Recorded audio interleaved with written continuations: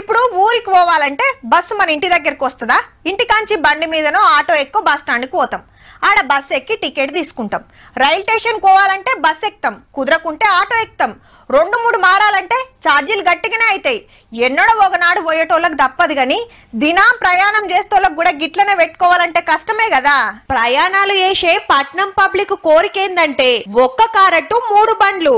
RTC bus, MMTS, metro రైలు. Bus దిగి metro ఎక్కినా, metro దిగి ఎంఎంటీఎస్ ఎక్కినా, ఎంఎంటీఎస్ దిగి బస్ ఎక్కినా మూడిట్ల చెల్లాలనేది మనోళ్ళ ఆపోచన.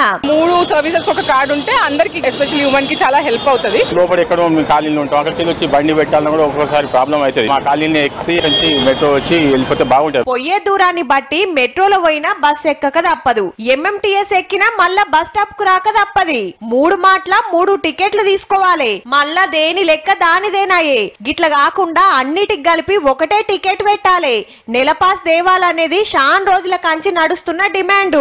యూరోప్ కంట్రీస్ లో ఒకటే కార్డు ఉంటుంది, బస్సు గానీ ట్రైన్ గానీ ఎక్కడైనా పనిచేస్తుంటది అనమాట. సో అట్లాంటి కార్డు అయితే చాలా బెటర్ అని నా ఒపీనియన్. అయితే ఎంఎంటీఎస్, ఆర్టీసీ రెండిటికి లంకె నడుస్తుంది. ఇప్పుడు నెలకు 1350 రూపాయలు కడితే చాలు, అండ్ల ఇళ్ళ షెల్లె పాసిస్తారు.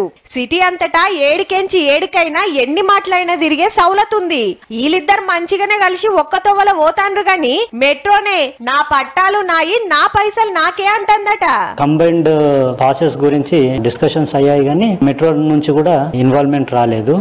మీరు భూమి మీద పోతారు, నేను మీదికెళ్ళి పోతా, నన్ను మీరు అందుకోలేరు, మీకు నాకు పొత్తేడ కుదురుతుందని బిర్రో ఏమో మరి.